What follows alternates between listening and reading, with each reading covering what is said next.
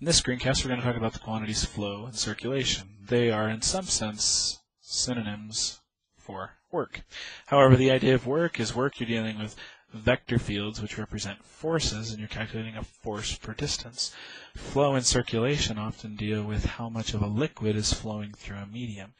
The idea is that flow is I need to take the amount of vector fields flow, so this is often thought of as a velocity, and I want to know how much of the velocity is in the tangential direction, and then multiply that by a little tiny bit of length of the curve to get me, in some sense, the units here would be, this is a meter per second, this has unitless quantities, and this would be meters, so that in some sense you get an area per second. So how much fluid is flowing through something for each unit in time, and that is what a flow is. Work is found by taking a force and dotting it with a displacement. Notice that the two quantities are in some sense the same idea, it's just a location of the parentheses. And this quantity is used to study work, energy transfers. This quantity over here is often used to study the flow of liquid through something. What we're going to do right now is we're going to give an example. Before we do that, we'll just mention circulation.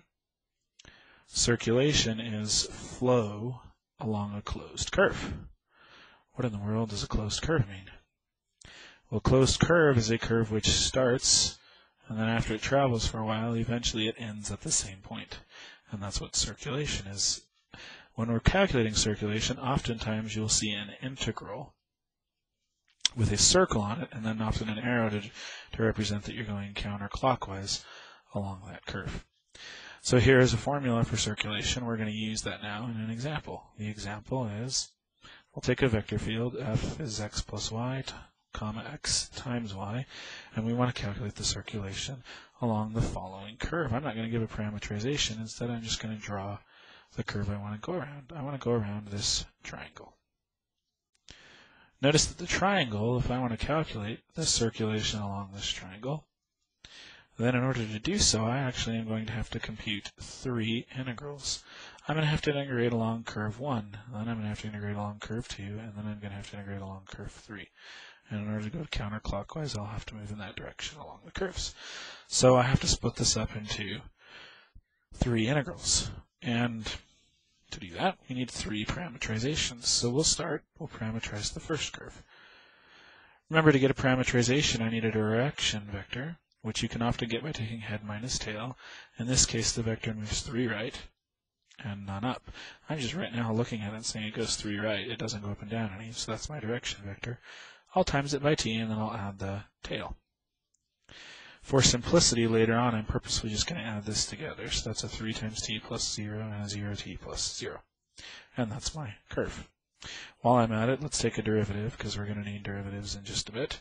And the derivative here is 3, 0. The bounds on this one are 0 to 1, because I did head minus tail plus tail, times t plus tail. The second curve begins at this point and ends up there. So this one goes left 3 up 2, so that's my vector, direction vector, left 3 up 2, and then I need my tail, which is the point 3, 0. Here, R2 prime is, R2, let's just write it first, as minus 3t plus 3, comma 2t plus 0, and R2 prime is again, or is negative 3, 2. Again, the bounds are still 0 is less than t less than or equal to 1.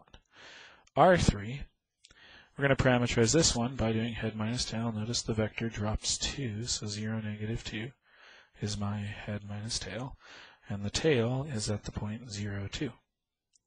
So that, if I add them together, gives me a 0t plus 0 and a negative 2t plus 2.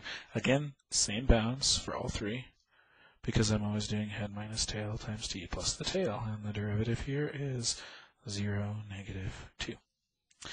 Now, if I want to compute my line integrals, first, before I do that, I'm going to go back to my vector field.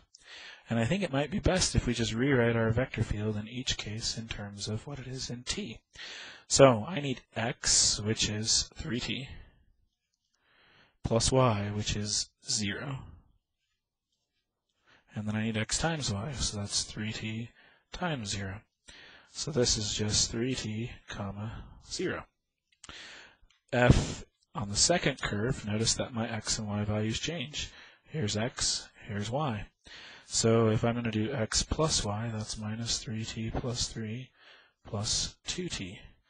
And now I need to do x times y, so that's minus 3t plus 3 times 2t.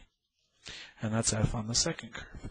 On the third curve, f is, well, here's x, here's y. So if I do x plus y, I get minus 2t plus 2, 0 plus that.